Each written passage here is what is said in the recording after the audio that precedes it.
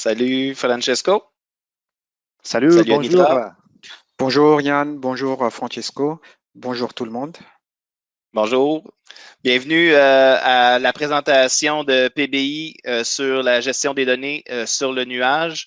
On a avec nous autres, comme vous pouvez le voir, Francesco Rinaldi, Anitra John Arivello, nos deux experts qui vont être en fin de compte les présentateurs principaux dans les deux prochaines journées. Donc, la segmentation qui a été faite, comme vous avez pu voir sur le site web, c'est en 2 jours qu'on vous présente la plateforme. Aujourd'hui, gestion des données. Demain, on va embarquer sur le sujet de simulation sur la plateforme 3D Experience. On a plusieurs choses à vous présenter qui vont être vraiment excitantes.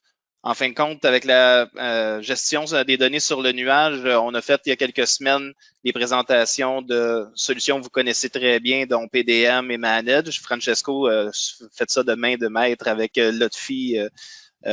C'était en début de mois, justement. Maintenant, on va vous présenter cette solution-là. C'est une solution qui couvre vraiment une multitude d'industries à travers le monde. Comme vous allez pouvoir, tu peux changer la slide, Francesco. C'est en fin de compte une solution tout comme SolidWorks qui adresse plein de besoins et comme vous allez pouvoir le constater aujourd'hui, c'est encore plus large que le département d'ingénierie qui est adressé avec la 3D Experience. C'est pas pour rien qu'on appelle ça une solution qui est PLM, c'est parce qu'on englobe différents départements, puis c'est ce qu'on va pouvoir vous présenter aujourd'hui. Fait que là, il y a quelques semaines, comme je disais tantôt, on a présenté l'écosystème SolidWorks, puis justement, on a présenté les améliorations 2022 au niveau du design mécanique, design électrique, il y avait des super belles solutions qu'on pourra vous présenter individuellement d'ailleurs si vous en ressentez le besoin. Communication technique, la fabrication et tout ça génère énormément de données comme vous le savez. Donc, tout est centré sur la capacité de gérer votre propriété intellectuelle à travers une solution, que ce soit PDM, que ce soit Manage. L'important, c'est d'avoir quelque chose pour bien gérer ça. C'est un peu différent en réalité de la solution qu'on va vous présenter aujourd'hui parce que celui-là, habituellement, c'est déployé sur site, donc sur des serveurs qui sont installés chez vous. Quand on embarque plutôt avec l'écosystème de la 3D Experience, là, on voit qu'on embarque dans le domaine du SaaS. Désolé des acronymes, c'est plein d'acronymes dans le domaine de SolidWorks. Donc, Software as a Service.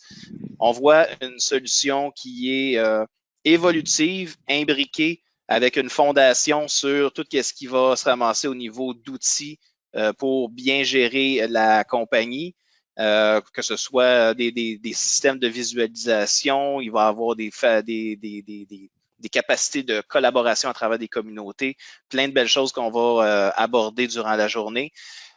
Puis vous voyez, attends, juste recule un petit peu Ah, trop vite, pardon. juste une affaire que je voudrais justement mettre de l'emphase dessus. On voit que en plus des outils qui sont, on va dire, les parties essentielles de la solution, on voit aussi quelque chose qui a été que je trouve important, c'est la capacité d'avoir accès à un portail de formation web qui est énorme. On peut le dire de même, là.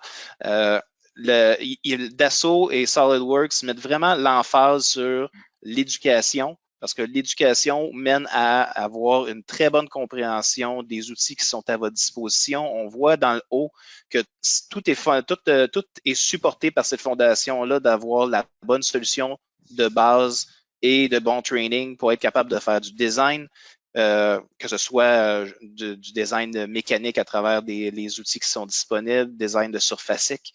Demain, on va parler de la partie simulation, là, la partie presque vers le centre qui est vraiment excitante avec Abacus Simulia. Puis, quand je parlais que c'était multidépartemental, on voit, regardez, il y a la partie marketing qui est intégrée. Donc, pour ceux qui sont peut-être qui ont des contacts avec le département marketing, le vidéo qu'on va vous publier à la fin de la présentation, peut-être qu'il y a des gens qui vont être intéressés par ça, de voir à quel point l'information, quand c'est bien centralisé, c'est accessible à tous. La partie manufacturing qui fait partie maintenant de la 3D Experience qu'on peut vous parler, des solutions de design, même 2D à la limite, qui est souvent utilisé dans le domaine de l'architecture. Et au final, une grosse partie qu'on va présenter aujourd'hui, donc le côté governance, c'est-à-dire gestion des données, gestion de l'information, partage, gestion de projet, plein de belles choses qu'on va présenter. Fait en soi, si on switch vers la prochaine slide, on le voit vraiment que c'est une solution dite une plateforme d'entreprise, que vous soyez dans quelconque département, tu peux avancer d'un point aussi, Francesco, c'est que l'objectif, c'est d'avoir des outils qui sont pertinents pour chaque personne au bon moment. Je donnais l'exemple hier, Anitra, qui est un expert simulation, il n'a pas besoin nécessairement, lui, de son côté, si sa job, c'est de faire de la simulation, il n'a pas besoin d'avoir un outil pour faire de la visualisation ou du marketing de son bar. Il n'a pas besoin de quelque chose pour faire de la vente. Il n'a pas besoin nécessairement de quelque chose qui va lui permettre de faire de la planification en vue de la fabrication. Fait que lui, on peut y assigner des outils. C'est ça que la plateforme prône. C'est pas besoin d'avoir tout le bagage. On a juste besoin d'avoir ce qui est pertinent à notre emploi. Puis bien sûr, étant une solution SaaS, étant sur le cloud, ça répond à des défis qu'on a depuis plusieurs mois, même plusieurs années. Et les gens sont un petit peu éparpillés. Il y a des équipes qui sont à la maison, d'autres au bureau, d'autres qui sont en déplacement pour aller sur des sites. Une plateforme sur laquelle les gens peuvent travailler, que ce soit sur une tablette ou sur un cellulaire. Très pratique. Et finalement, la bonne nouvelle, c'est que SolidWorks, 3D Experience, super bien imbriqué pour résoudre les défis de la vie d'aujourd'hui. Quand on parle de collaboration sans friction, je pense à la manière que les choses sont faites dans plusieurs entreprises que j'ai eu la chance de visiter. Des fois, les choses sont dans les courriels, sont dans des fichiers Excel, sont sur le serveur, sont sur le poste de travail. On veut faire en sorte que ces équipes-là travaillent bien ensemble. À un moment donné, ça fait beaucoup de données à gérer, puis chacun a pas nécessairement la même façon de travailler. Donc, de pouvoir centraliser ça dans une solution cloud, c'est un gros plus. Donc, sautons dans le vif du sujet. Aujourd'hui, on a Francesco, comme je mentionnais tantôt, qui va vous présenter la partie gestion de données dans le cloud. On fait le saut de la présentation manage. Fait que ça va être intéressant de voir maintenant ta perspective sur cette solution-là qui est disponible maintenant. Oui, on voit gestion de données dans le cloud. Pourquoi je pose l'attention sur le mot cloud? On sait comme on est quand même forcé à utiliser de plus en plus le cloud déjà avec, par exemple, les outils de Microsoft Office. Anitra, tu es là. On utilise déjà entre nous pour la partie technique, c'est pour ça oui, que j'engage Anitra pour partager nos fichiers avec SharePoint, OneDrive, Microsoft Teams. Je suis votre inquiétude chaque jour à vous partager tout. Tout à fait, oui. Qui nous pousse à utiliser de plus en plus le cloud, on va dire ça comme ça. Oui, oui, et je te dis que comme oui, j'ai de la passion tout ça, j'utilise aussi beaucoup Google. Aussi Google a beaucoup de services dans le cloud, comme aussi Apple ou Adobe. Maintenant, tout le marché pousse vers des solutions dans le cloud. Et donc, dans ce système, même, il est en train de nous proposer des solutions totalement dans le cloud. Et pourquoi, évidemment, on commence avec la gestion des données? Ben, on a déjà parlé de ça, comme on a déjà anticipé Yann, c'était moi-même qui a présenté le Solidus PDM et Solidus Manage. Ce sont déjà des solutions qui nous aident à la gestion de données. Et quelle est la fonction de base que ça rend presque obligatoire l'utilisation de logiciels pour la gestion des données? La présence de fichiers avec référence externe. Ici, on voit la mise en plan. On ne peut pas l'ouvrir toute seule sans avoir la référence vers ces 3D. Et même les assemblages, on a besoin des composants. C'est quelque chose qu'on connaît très bien. Évidemment, ce n'est pas seulement, quand on parle de gestion de données, on ne parle pas seulement de ça. Mais évidemment, avec les logiciels CAD paramétriques, c'est ici qu'on va trouver la différence entre la 3D Experience, le SolidWorks PDM et autres solutions dans le cloud comme OneDrive de Microsoft qui n'est pas capable de gérer les références des fichiers CAD ou parler avec les propriétés. Donc, pourquoi parler encore de 3D Experience si on a déjà SolidWorks PDM et au SolidWorks Manage? Parce que c'est une solution qui permet à nos clients d'éviter d'installer le serveur, de garder la maintenance, l'entretien de tout ce système et simplement avoir un abonnement et avoir accès sur le web à un service qui inclut tous les services sans avoir donc un serveur. Et voilà, maintenant le problème est comment intégrer. Aujourd'hui, c'est ça qu'on va voir. L'intégration entre SolidWorks et cette nouvelle technologie, la 3D Experience, le cloud, comment faire interagir les deux technologies. Exact, oui. En fait, pour appuyer ce que Francesco a dit tout à l'heure, il y a comme actuellement 3 solutions en fait qu'on a. Bien sûr, pour gérer les données, on a PDM, on a Manage et puis maintenant on a la plateforme qui est connectée avec SolidWorks. Donc, la plupart d'entre vous sont des utilisateurs SolidWorks. Donc, vous avez besoin, je suppose, d'avoir un système qui permet de gérer correctement vos données, gérer le cycle de vie de ces différents données-là, ou on peut dire carrément de vos produits. Donc, l'idée ici, en fait, c'est de faire connecter les deux solutions qui sont deux solutions très, très puissantes, comme dans l'introduction de Yann et de Francesco tout à l'heure. Ce qu'on peut faire avec la plateforme, c'est, je peux pas dire illimité, mais on peut faire beaucoup de choses dans plusieurs domaines. Et puis SolidWorks, vous connaissez la puissance de SolidWorks au niveau de tout ce qui est conception CAD 3D. Donc, l'idée ici, en fait, c'est de connecter les deux avec un pont qu'on appelle 3D Experience SolidWorks Connector.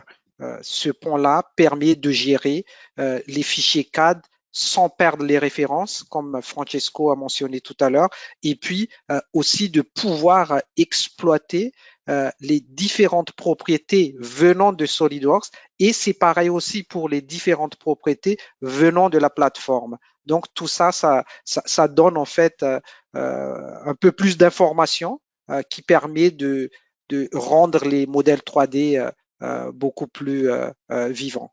Merci Francesco.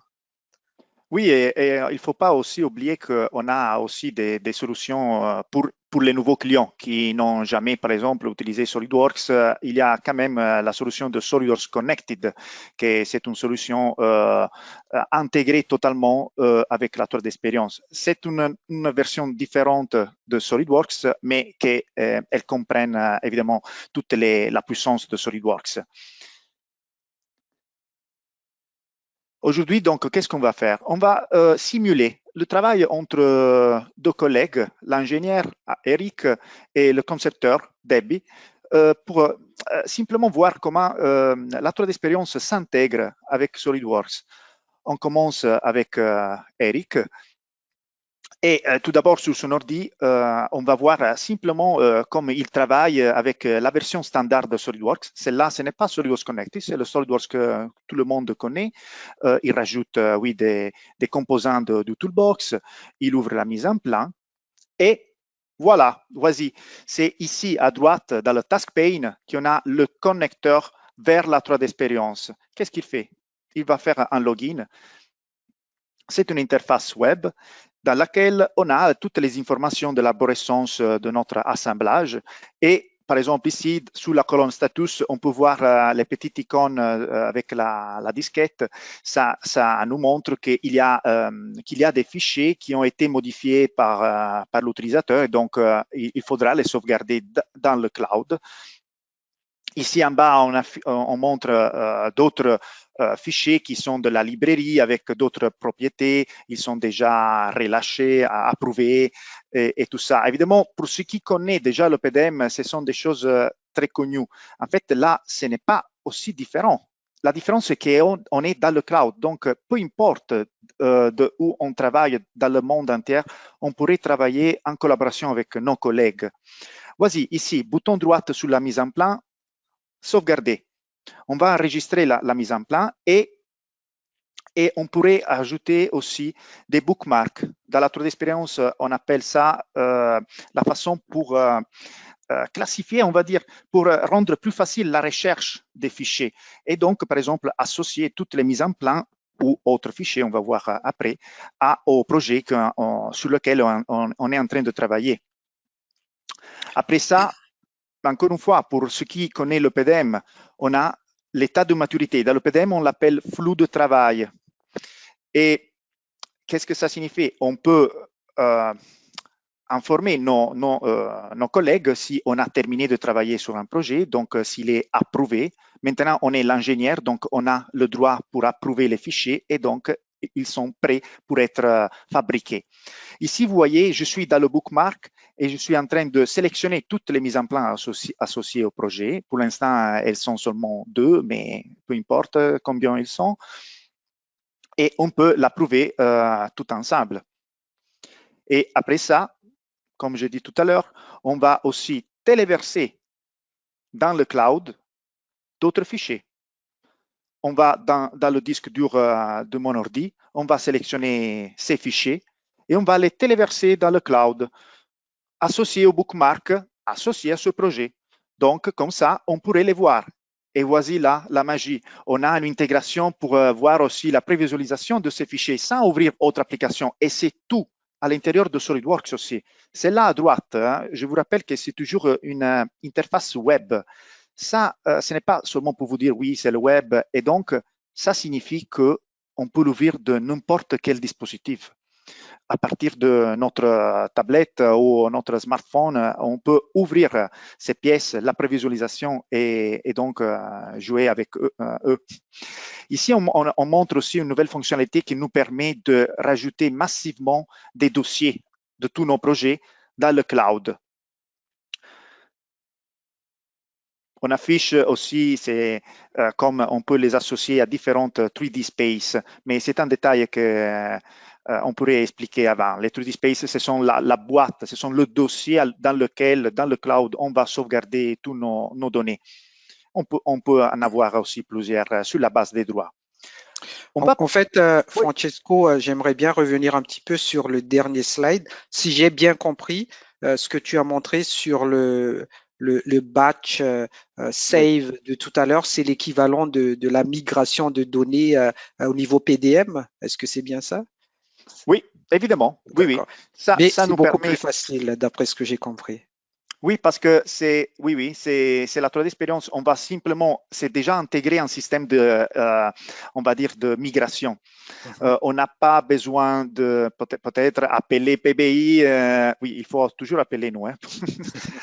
Je blague.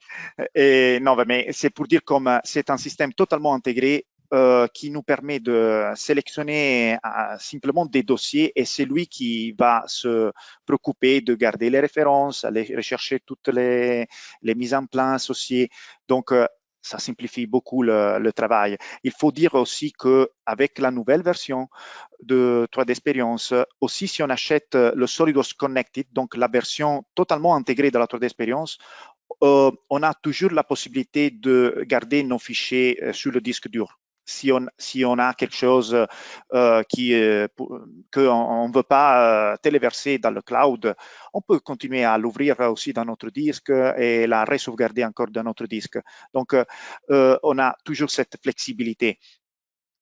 Dans cette slide-là, on va passer vers une autre étape.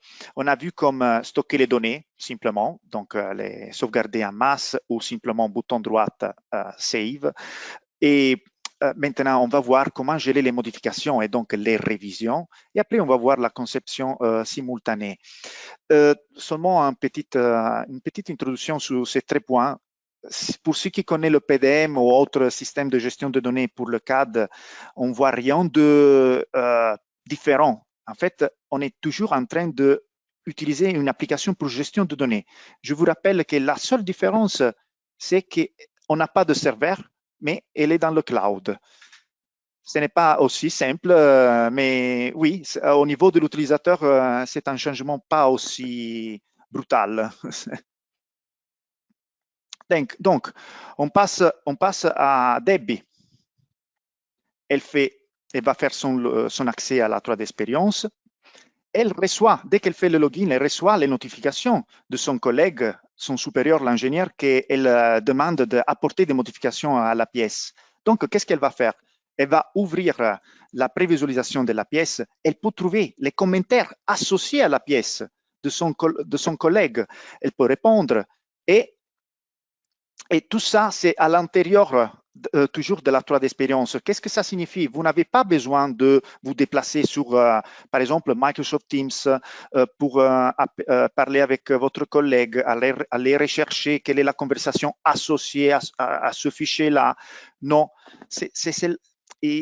je pose beaucoup d'attention ici parce que c'est ici qu'on peut apprécier la valeur d'avoir un système intégré avec le CAD. Aujourd'hui, on ne va pas parler les solutions qui nous permet de converser comme Microsoft Teams, mais à l'intérieur de la 3D Experience. Mais évidemment, ici, comme il y a la possibilité de rajouter des commentaires, c'est presque similaire, mais avec la différence qu'on garde toujours la référence au fichier CAD. Et voyez maintenant, qu'est-ce qu'on va faire? Directement sur la prévisualisation, on peut rajouter des markups. Je vous rappelle qu'on peut le faire aussi dans notre iPad ou dans notre smartphone, ça. Hein? Donc, peut-être le responsable peut rajouter les markups, des annotations pour nous guider vers la modification. Et comme Debbie doit apporter des modifications à la pièce, elle doit se préoccuper aussi de savoir quels sont les assemblages reliés à cette pièce. Donc, elle va cliquer sur un bouton qui s'appelle Relations. Elle va trouver toutes les relations. Elle trouve donc un sous-assemblage qui est contenu dans le projet. Donc, elle doit mettre à jour aussi le sous-assemblage. À partir d'ici, dans l'interface agréable au niveau graphique, je rajoute aussi, on peut ouvrir la mise en plan et l'assemblage et créer la nouvelle révision. Vous voyez ici, New Revision. Évidemment, ici, on voit maintenant la petite icône, le plus, qui nous montre comme il y a une nouvelle révision. Et donc, on peut aller la lire et on peut réserver le fichier pour commencer à le modifier. Pour ceux qui utilisent le PDM, le mot réservé, et dans le PDM, on dit extrait. C'est la même chose, c'est-à-dire prendre les droits pour écrire sur le fichier. Comme ça, quelqu'un d'autre peut voir qu'on est en train de travailler sur ce fichier. On va trouver les mises en plan associées au projet et on va l'ouvrir et on va la mettre à jour.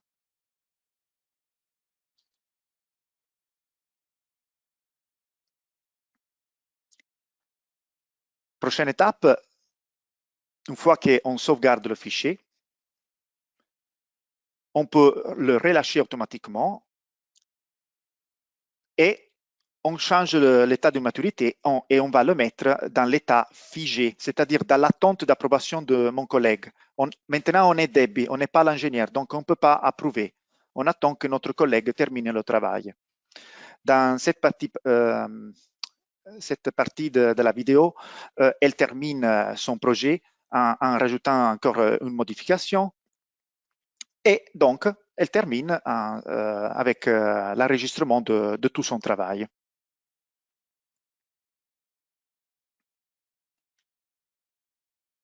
Donc, elle a créé de nouvelles révisions, elle a apporté des modifications et elle a sauvegardé ça dans le cloud, donc disponible dans tout le monde.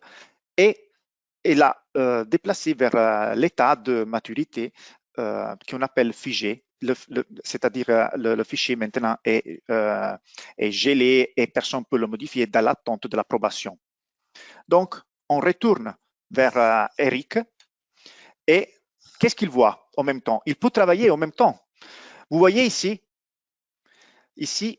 réservé par Debbie. Ça signifie qu'il voit que Debbie est en train de travailler sur le sous-assemblage et sur la pièce. Mais il a besoin de travailler en même temps sur l'assemblage du projet. Donc, il peut le faire. Rien de nouveau pour ceux qui utilisent le PDM. Hein. Je répète encore une fois. Mais il faut se rappeler qu'ici, on est dans le cloud. Donc, c'est direct. Voilà, on reçoit la notification de notre collègue qui dit comme elle a terminé son travail. Peut-être qu'elle est dans l'autre côté du monde.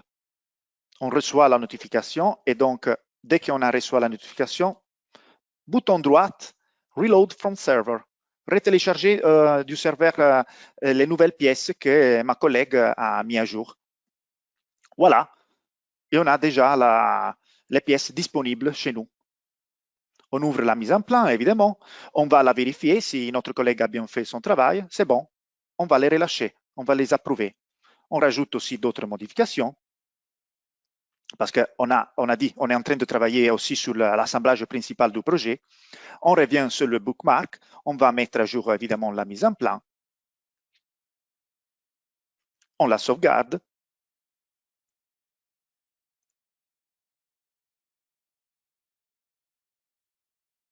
Vous voyez ici, je rajoute aussi l'option New Revision.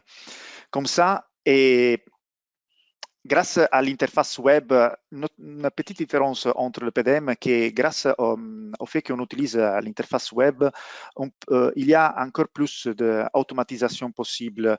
On n'a pas besoin de sauvegarder le fichier et après faire l'archivage, on dit dans le PDM, c'est-à-dire relâcher la réservation.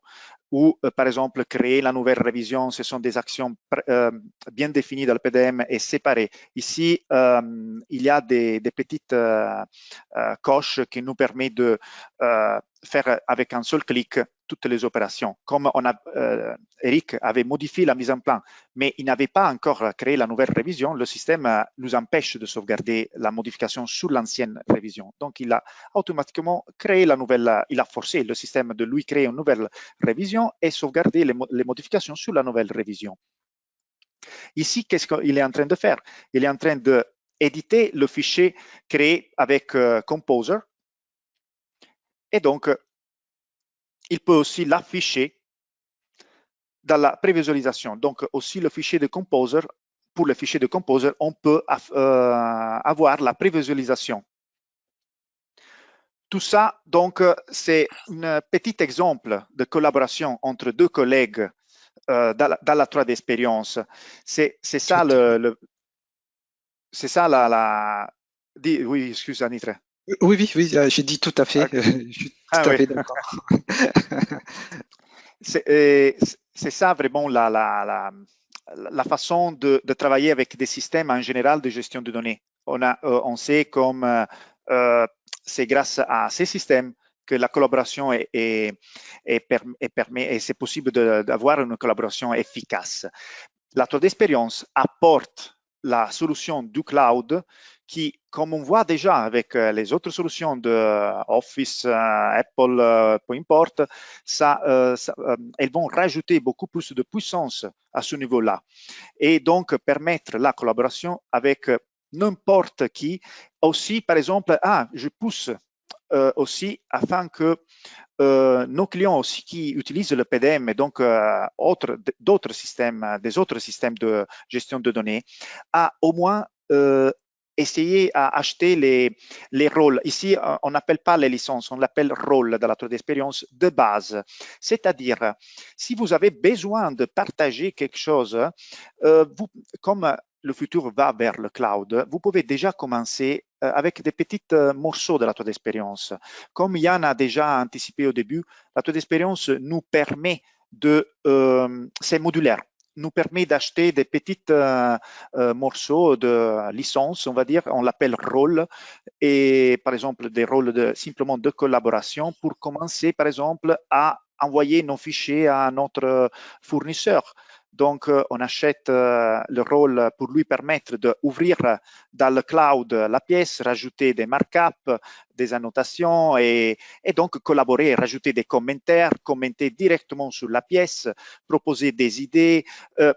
C'est ça la 3D Experience. Et il faudrait commencer à avoir un pied vers le cloud. Tout à fait. En fait, Francesco a parlé des rôles en fait.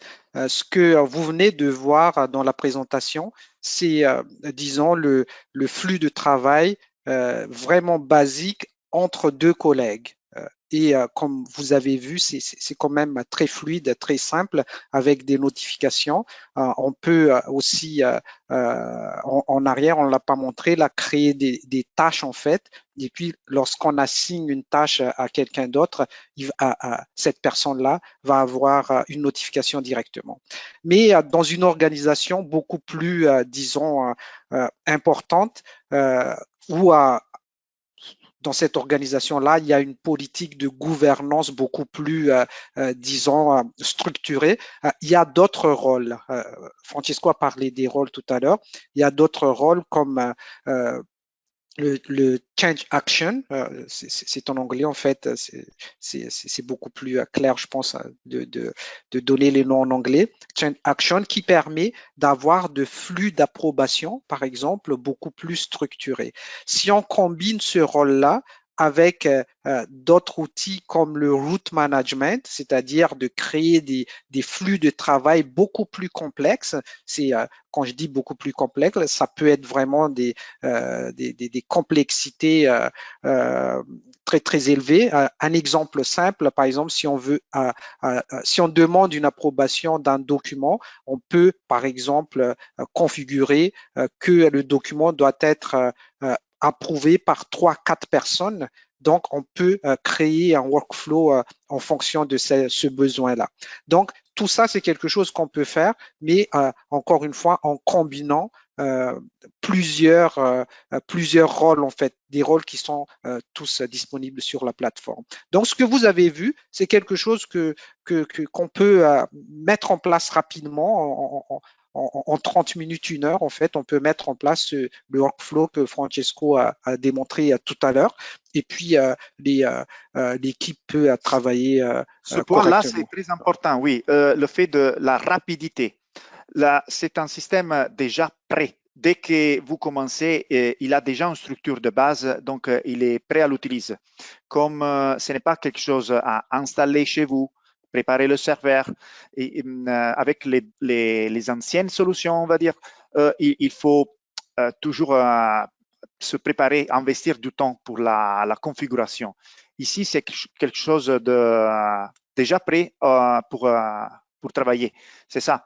C'est quelque chose, comme a dit Hanitra, dans 1 heure, on est déjà. Il faut seulement comprendre où est-ce qu'il faut cliquer, où est-ce qu'il faut trouver les boutons pour ouvrir une pièce.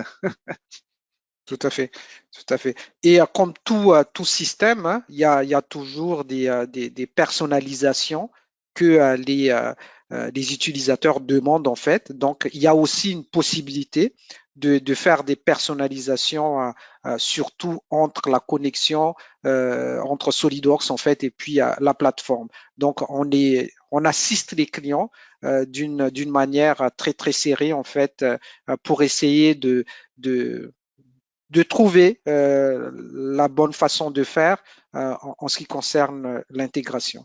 Merci.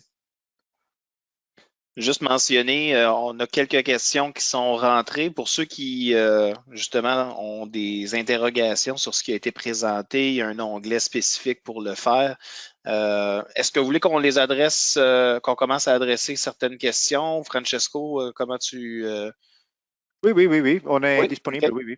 Parfait, parce que j'ai une question qui est apparue, puis c'est en lien avec les plans. La question va comme suit, c'est est-ce que vous offrez une solution pour intégrer la signature dans les plans? En fait, oui, je peux répondre à cette question. Dans la dernière version, depuis à peu près 1 semaine, là, il y a une version très très récente de la plateforme combinée avec SolidWorks 2022. Il y a maintenant dans le workflow du change action que je vous ai parlé tout à l'heure, qui permet en fait de faire des signatures électroniques. Donc, il y a cette possibilité-là maintenant. Maintenant, pour essayer d'aller exporter en fait cette signature-là sur une mise en plan, là, on devrait faire un test. On devrait faire un test par rapport à ça, parce que c'est tout nouveau il y a à peine 1 semaine. Oui, tout ce qui est les annotations qu'on a vues, les annotations que j'ai montrées là dans ma présentation ne sont pas des dessins qu'on va rajouter sur la mise en place. Ce sont des dessins rajoutés, on va dire, dans la prévisualisation de la mise en place ou du modèle 3D qu'on peut afficher dans les conversations, on peut afficher dans le 3D Play, s'appelle l'application qui nous permet d'ouvrir et rajouter des annotations. Comme on peut aussi eDrawings. Vous pouvez essayer déjà avec eDrawings à ouvrir vos assemblages et rajouter des annotations. Et ne vont pas être affichées aussi dans le fichier SolidWorks. Elles sont enregistrées dans le fichier eDrawing. C'est là la différence. Peut-être qu'à cause de ça, quelqu'un a pensé à la signature. Je ne sais pas si ça peut être aussi à cause de ça. Mais en tout cas, première étape, c'est de faire un test. Et puis, je pense que c'est quelque chose qui vont être implantés là d'une manière transparente prochainement. Parce qu'il y a beaucoup de demandes par rapport à ça. Parfait. Une autre question qui est apparue, c'est en lien avec peut-être définir une meilleure compréhension. On parle d'application, on parle de rôle, on parle de segmentation en fonction du type de travail qu'on fait. Peut-être faire une clarification sur les applications, les rôles sur la plateforme et comment c'est structuré. Alors, quand vous allez parler avec Yann ou les responsables aux ventes, mes collègues vont vous présenter des paquets qui vont vont inclure des rôles. Chaque rôle comprend des applications. Donc, par exemple, le rôle de base a seulement les applications pour converser avec nos collègues, partager, avoir un espace dans le cloud, mais pas avoir des applications, par exemple, pour modifier les fichiers dans le cloud. Il faut alors rajouter un autre rôle pour avoir ça. Après, comme Anitra a déjà aussi parlé de ça, il y a des rôles au niveau du management, donc pour gérer les projets. Et ce sont comme des petits paquets que vous pouvez acheter avec des groupes de paquets et ou ou sinon, oui, singulièrement pour les paquets pour les rôles plus importants, vous pouvez les rajouter après dans le futur. Il ne faut pas les acheter toutes en même temps. Vous pouvez aussi les acheter au besoin. Et en plus, vous pouvez les associer vous pouvez changer la personne à qui les associer. Et ça, c'est la flexibilité aussi, oui. Pour compléter la réponse de Francesco, en fait, c'est les rôles à la base, c'est comme vos différentes responsabilités. Si vous avez responsabilité de chef de section du département d'ingénierie, par exemple, vous avez un rôle lié à ça. Et si on essaie de transposer ça sur la plateforme, votre rôle, à l'intérieur de ce rôle-là, vous avez besoin, en fait, je parle de rôle en tant que chef de section département ingénierie, vous avez besoin de quelques applications. Pas toutes les applications disponibles sur la plateforme, mais quelques applications reliées au rôle que vous avez dans l'organisation.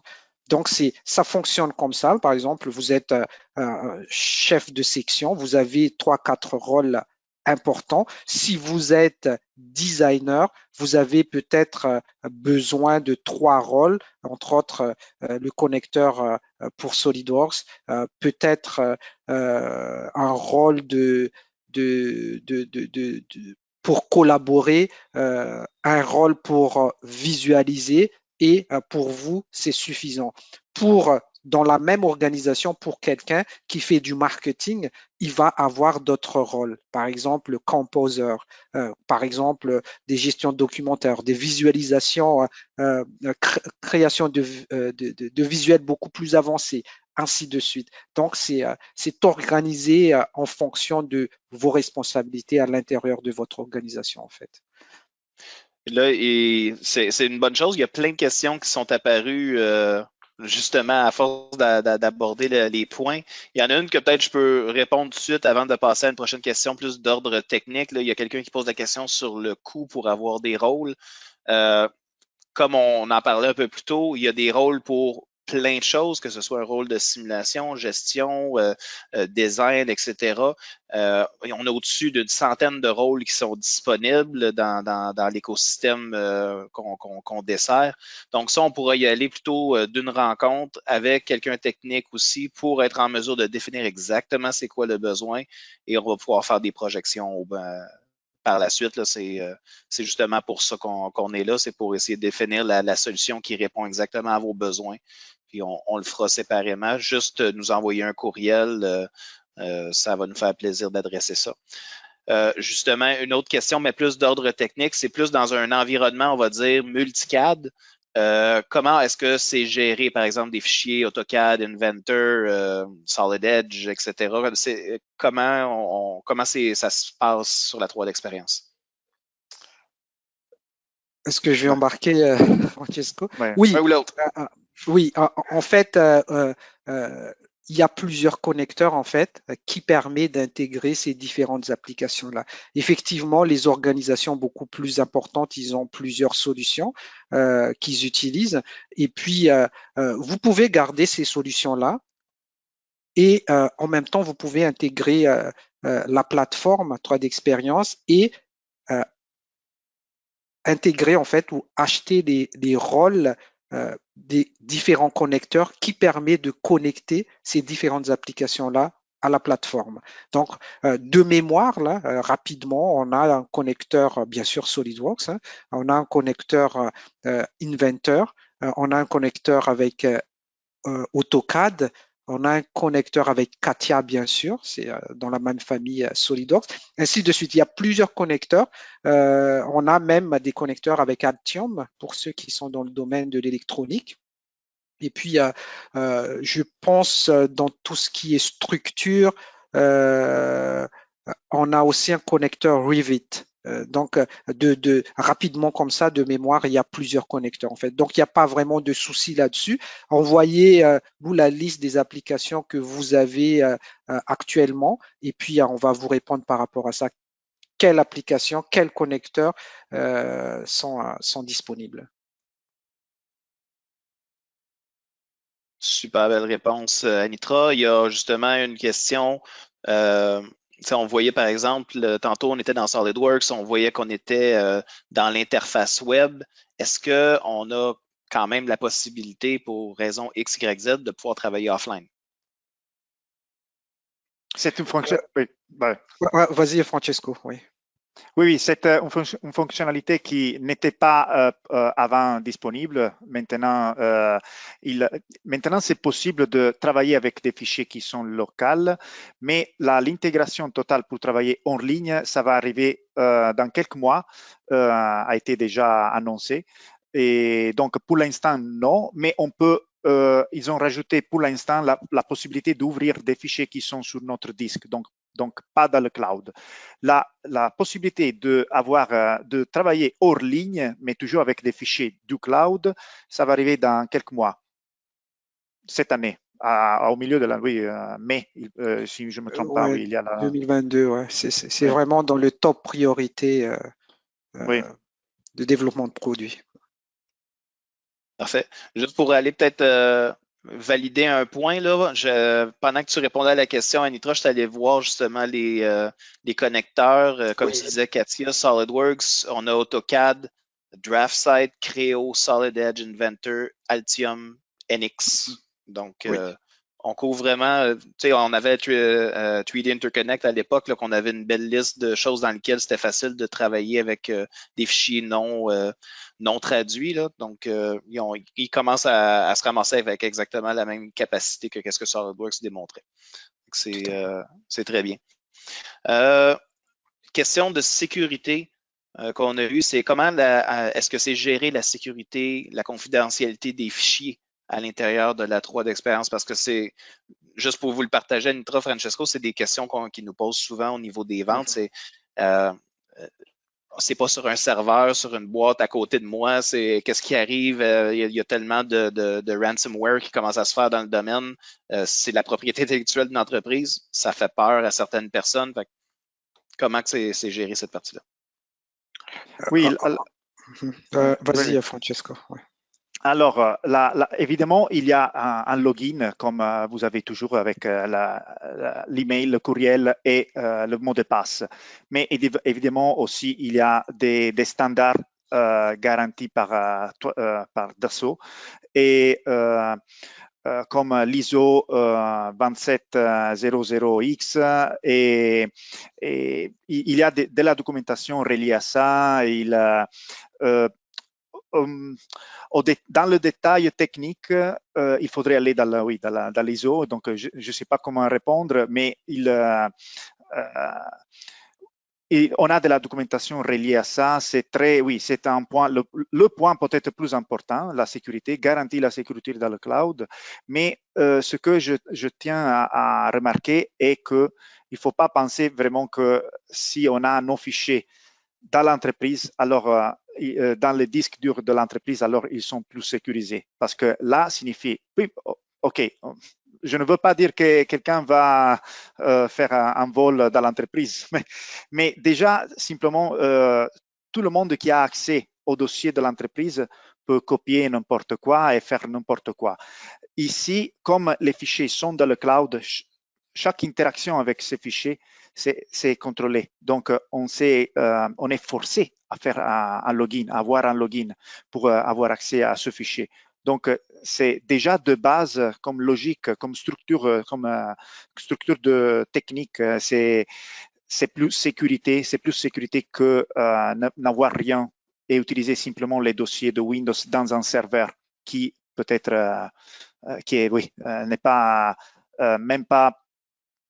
Il n'y a pas de backup comme pour les serveurs de Dassault dans tout le monde. Et voilà, donc pour le détail, on peut fournir de la documentation, évidemment, comme j'ai dit, la ISO 2700X et d'autres. Mais en général, de mon point de vue, c'est mieux de se fier dans un système cloud que dans un serveur ou des fichiers dans des dossiers où tout le monde peut avoir accès. Pour appuyer ce que Francesco a dit encore une fois, c'est la plateforme est, on peut dire, sécurisée dans le sens où elle respecte en fait les normes en vigueur actuellement, donc une norme ISO. Entre autres, il y a aussi la norme européenne qui est très très stricte actuellement, qui sont intégrées aussi au niveau de la plateforme. Mais ça, c'est point de vue théorique. Mais dans la réalité, il ne faut pas oublier que la plateforme est utilisée depuis quand même plusieurs années par l'industrie aéronautique, par l'industrie automobile et même l'industrie nucléaire. Donc, comme vous savez, ces industries-là, en fait, sont des industries qui sont très strictes au niveau de tout ce qui est propriété intellectuelle, tout ce qui est traçabilité. Donc, la plateforme est conçue en fonction de ces exigences-là. Donc, encore une fois, vous pouvez, on peut vous envoyer des documents reliés à ça. Il y a des documents, bien sûr, j'ai déjà envoyé ça à quelques clients, reliés quelles sont les normes mises en place par Dassault Systèmes en ce qui concerne la plateforme. Merci. Puis, comme je mentionnais tantôt, si ça peut rassurer certaines personnes, des case studies, il y en a par centaines qui sont sur la 3D Experience, spécifiques même par certaines industries. Donc, si vous avez à un moment donné besoin de faire un case à l'interne pour justement démontrer votre projet, on pourra vous trouver des case studies qui vont venir appuyer cette partie-là. J'ai une autre question par rapport à la production de DXF et PDF. Est-ce que ça peut être automatisé lorsqu'on révise une pièce à l'intérieur de la plateforme? Automatisé, on peut le générer, bien sûr, en fonction de de chaque révision. L'automatiser pour l'instant, parce qu'il y a je me réfère à la dernière mise à jour en fait, où on n'a pas encore fait tous les tests. Il y a des mises à jour, bien sûr, il y a des fonctions, des nouveautés bien explicites dans les documents, mais derrière ça, il y a aussi des nouveautés où en faisant des tests, qu'on les découvre. Pour la partie, la question, est-ce que c'est automatique ou pas, je pense qu'il faut prendre note et puis euh, on va faire un test encore une fois d'ici quelques jours là, et puis répondre à ça d'une manière beaucoup plus claire. Pourquoi on a besoin de faire les PDF? Quand on a besoin de partager ces informations avec d'autres qui n'ont pas de SolidWorks ou de logiciels pour ouvrir, pour voir la mise en plan. Mais ici, dans la 3D Experience, on n'a pas besoin de ça. Tout le monde qui a au moins le rôle de base peut ouvrir et ouvrir n'importe quel type de fichier, avoir la prévisualisation, rajouter des annotations. Donc, le besoin d'avoir une copie du fichier, parce qu'on est en train de dire ça, c'est une copie du fichier, ce n'est pas aussi nécessaire c'est un autre point. Oui, en fait, ce que Francesco vient de dire est très, très important dans le sens où parce que quand on pense à créer des PDF, en fait, c'est pas mauvais, hein, c'est un workflow comme un autre. C'est une manière de travailler, collaborer avec les gens à l'externe. Mais encore une fois, la philosophie de base de la plateforme, c'est que tout le monde collabore sur la plateforme. Donc, l'idée, c'est pas de créer d'autres documents pour sortir de la plateforme, mais effectivement, il y a des besoins par rapport à ça. Donc, il faut répondre à ces besoins-là. C'est pour ça qu'il faut qu'on teste parce que cette demande-là, en fait, n'est pas dans la philosophie de base de la plateforme. Donc, c'est là où j'ai parlé de tout ce qui est personnalisation tout à l'heure, qui sont des demandes au cas par cas, pardon. Donc, il y a cette demande-là. On essaie de faire des tests. On fait aussi des demandes auprès de Dassault que oui, il y a des demandes, il y a des besoins, je veux dire, qui viennent des utilisateurs de sortir automatiquement des PDF, ainsi de suite. Et puis, ils vont voir au niveau de leur politique de développement de ce produit-là, en fait, est-ce qu'ils vont l'intégrer ou pas. Mais de notre côté, on essaie de répondre à ces questions de personnalisation-là. Et la personnalisation peut aller très, très loin. Hein. Là, actuellement, il y a une partie où l'API de la plateforme est disponible. Donc, nous, à l'interne, on parle de PBI ici, là, spécifiquement. On a des développeurs, en fait. Donc, nos développeurs vont regarder les différentes possibilités qu'on peut faire, en fait, comment on va exploiter cette API-là pour, bien sûr, répondre à vos besoins par rapport à différentes personnalisations. Merci.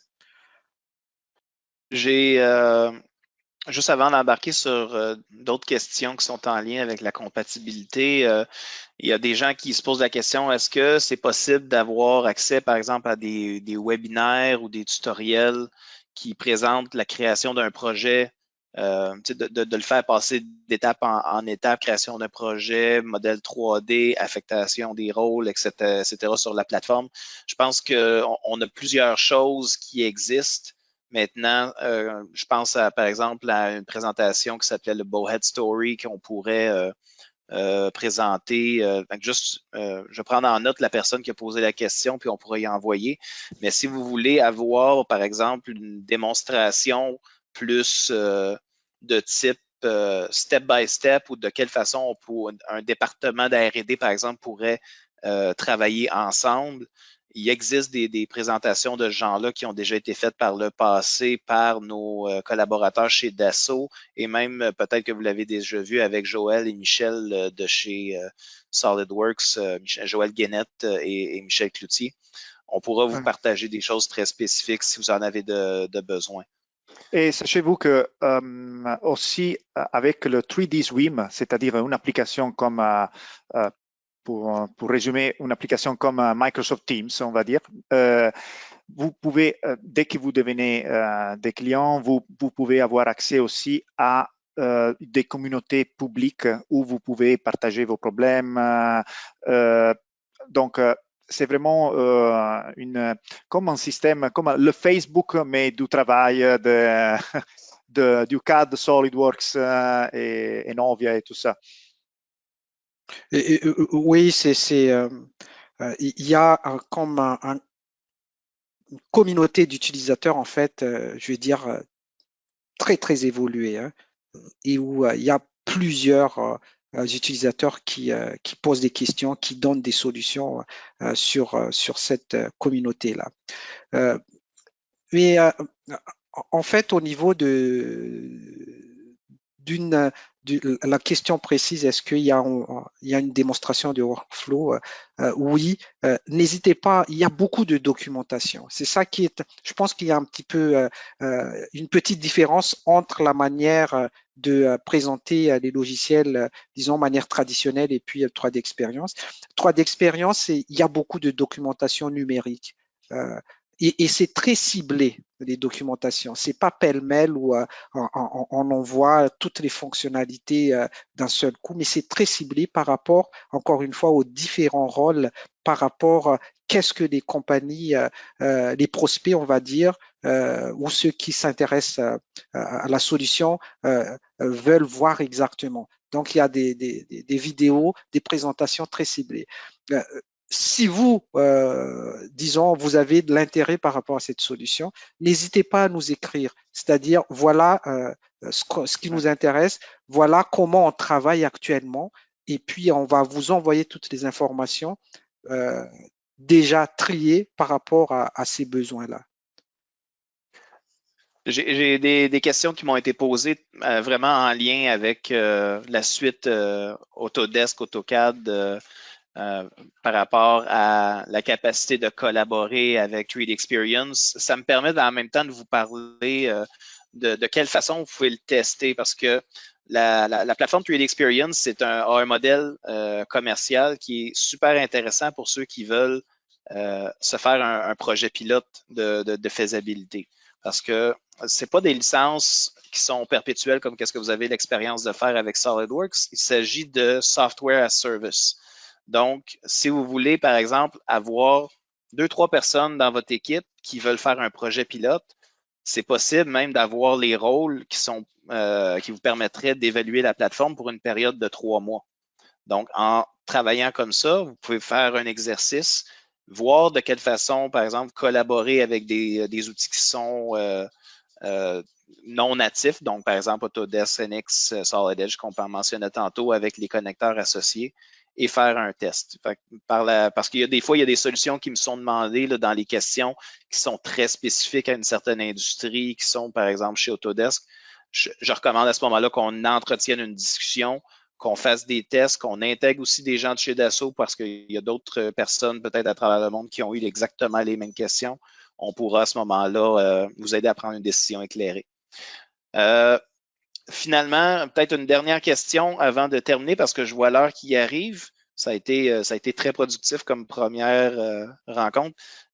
J'ai des fournisseurs qui ont besoin vraiment du PDF et des XF. Ce type de fichiers qu'ils utilisent, c'est en fin de compte des fichiers qui sont utilisés pour produire les fichiers, le tout chez des fournisseurs externes. Donc, comment vous voyez cette collaboration-là? Est-ce qu'on parle par exemple, d'inviter des fournisseurs privilégiés à embarquer dans la plateforme avec eux autres? Comment vous voyez cette interaction-là client-fournisseur? Oui, vas-y.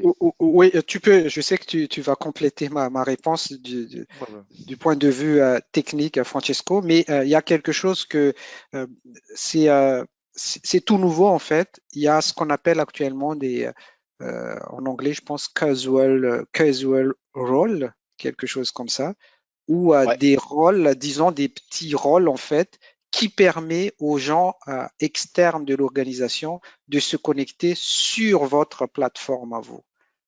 Donc ça permet, ça peut être une alternative pour éviter le partage de fichiers à l'externe.